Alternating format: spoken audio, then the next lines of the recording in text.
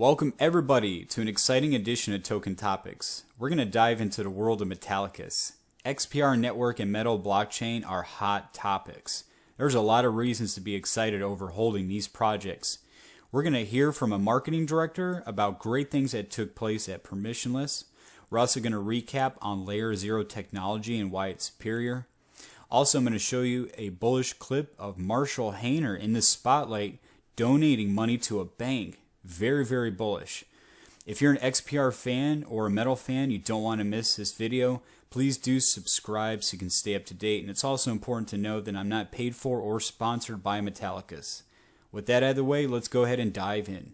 The Algorand event may be over, but it's not too late to get $20 cash back in XRP if you fill out a form.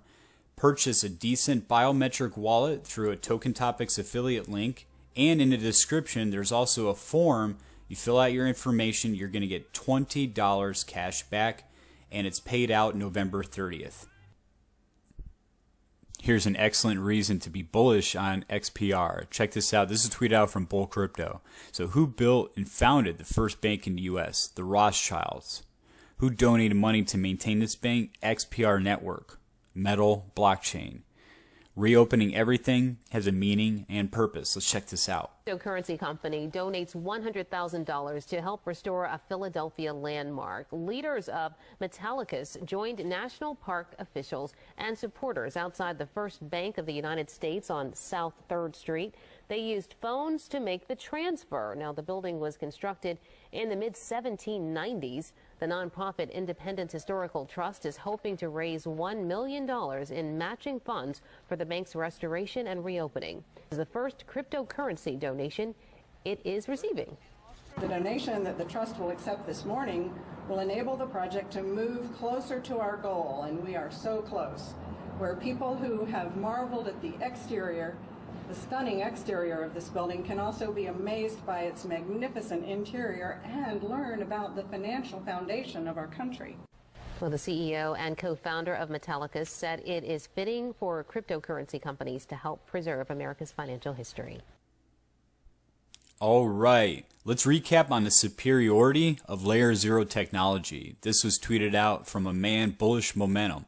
No bank or FI will ever build on sidechains or anything that needs a bridge back to mainnet, period. Full stop. Layer 0 is the future, no bridges or oracles. Metal, which is a modified fork of Avalanche, upgraded, a bit like A-Chain, which takes the best aspects of AVAX, Snowman Protocol, and EOS and combine them seamlessly. WASM subchain, which upon launch is set to be the fastest time to execution blockchain in the world, as well as web authentication. So as you can see, it's superior technology. You eliminate security risk when you eliminate oracles, when you eliminate the bridges, because technically everything is into one network. And Bullish Momentum, he gives an example of proof. Here's proof is everywhere. Here's another bank utilizing Layer 0 solutions. Citi has tested the use of blockchain infrastructure to price and execute simulated FX trades on Avalanche Evergreen subnets. So this proof of concept from Citi is part of Project Guardian, a collaboration of Monetary Authority of Singapore and the financial industry. XPR network is so far ahead of other blockchains out there when it comes to identity. Decentralized applications on the XPR network have utilized identity on-chain since early 2022, and the technology has proven robust and reliable. You can verify your account with MetalX identity and unlock access to full MetalX app suite of DeFi products. It's important for XRP fans to know that you can trade XRP on the MetalX app. All you got to do is simply download it, and there's lending, there's borrowing, which is pretty awesome. Check this out. If you want to see the UI, it's got a beautiful look, nice clean look. So you can trade your XRP on the MetalX app. A very exciting event this past year for Metallicus was Permissionless. And from what I understand, it was an awesome event. It was successful. But let's get some input on how it went from marketing director Will Cleaver and host Andrew for Metallicus Live. Marketing here at Metallicus. Thanks again for taking the time to sit down with me today. Let's jump right into it, shall we? Yes, sir. You are fresh back from permissionless. Can you share with us, with the community, of some key takeaways that you've brought home from permissionless? Yeah, for sure. I think it's probably a good place to start by talking about how we went to permissionless first. As you know, the XPR network governance dashboard is now live. There are proposals on there. You can see them all at gov.xprnetwork.org. And essentially what that is a platform where members of the community are able to go on and see live proposals for the XPR network, where there are grant allocations, there are votes for certain DeFi protocols and other elements of the ecosystem. But the one that we're focusing on right now was for the grants.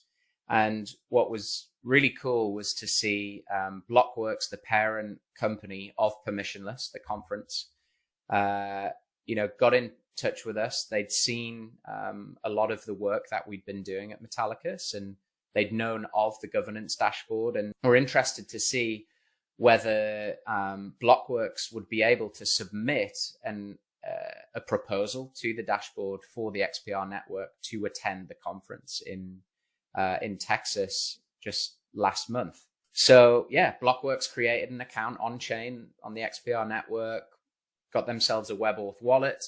They pulled together a proposal for what was a sponsorship package to go to the actual event, which included a 10 by 10 turnkey booth solution. It included, I think, 5 tickets, which was awesome as well. So myself, our CFO, Irina, and our VP of product, Karen, headed down to Austin, Texas. And we also invited some community members along, which was fantastic. And yeah, we attended the conference, essentially crowdfunded from a grant that was put through the dashboard. And I think it was just one, incredible to see someone as as big as Blockworks activate on chain. They're obviously a big media title in the space. So that was fantastic, first of all. And then to see the community get behind it to, really crowdfund that marketing. So Permissionless was awesome.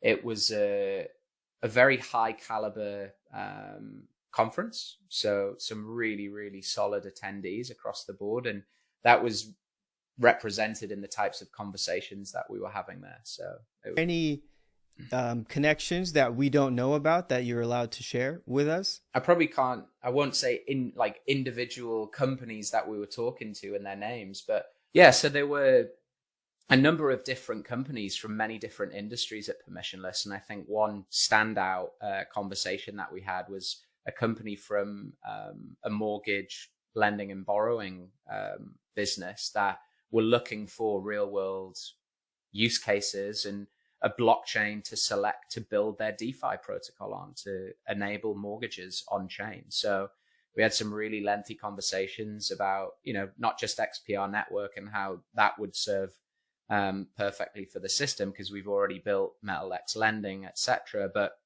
just some really interesting discussions about those real world use cases. And I think, what really was interesting was that blockchain is almost perfect for that model already. So, great takeaways. We've exchanged contacts. The port of call for all of this is to share documentation and sort of assist as much as we can. So yeah, that was a really interesting use case. Were there any key themes of the whole permissionless thing? Like if you could sum it up, were there any key objectives of what the whole conference was about? I think the thing that Permissionless really do well in Blockworks is they've really shaped a very 2023 brand around an industry which has often not been taken as seriously. And I think everything from their brand identity, the way they organize their podcasts, I think the way their website is and how easy it is to use, it normally serves as a very good source of information within the industry. And not only that, but they cover sort of digital assets and then also traditional assets as well. So you've kind of got the beauty of both worlds. So Permissionless generally attracts a very good crowd from what I can see. And this year was obviously our first time attending from the Metallicus team. And yeah, it was fantastic. It was really high quality caliber of attendee. A lot of senior executives from many different companies in many different industries. And what I thought was really interesting was different companies that aren't using blockchain currently had sent some of these senior executives down to permissionless to research chains, see what other people are working on, and almost to the extent find chains that were suitable to bring to life use cases for their business models, and that was definitely a reoccurring theme.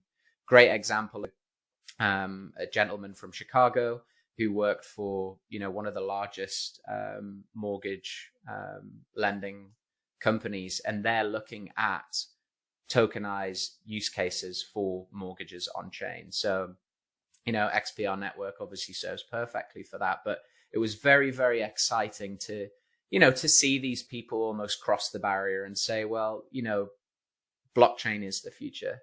And the fact that they're exploring now and, we're giving away documentation and directing people in the right direction, it was very, very positive. If you could put a percentage, because that's interesting to me, if you could put a percentage of how many companies were there that aren't in the crypto space, like what was the balance? Was it like 10% less? It was probably 10% less, 10% non-crypto attendee for sure.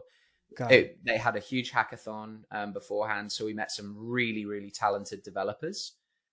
We actually met one of the development houses that has contributed a lot to the Antelope protocol, which was fantastic to see. So got chatting with them. Obviously, we're always interested in speaking to people that develop and, speak in the same language as us. So that was very exciting. But in terms of what we took away from the conference, there were many different touch points and many fields that were relative to what we were looking to take away. So everything from looking at potential hackathons for the future for both chains, looking at development houses to help take some of the ideas that we've had at Metallicus and find people to bring those to life. That was an awesome clip. If you want to watch the full video, the link is in the description. Well, everybody, that's all I have for this video. If you're an XPR fan or Metallicus fan, please do subscribe so you can stay up to date, and I do appreciate every one of you. Thank you.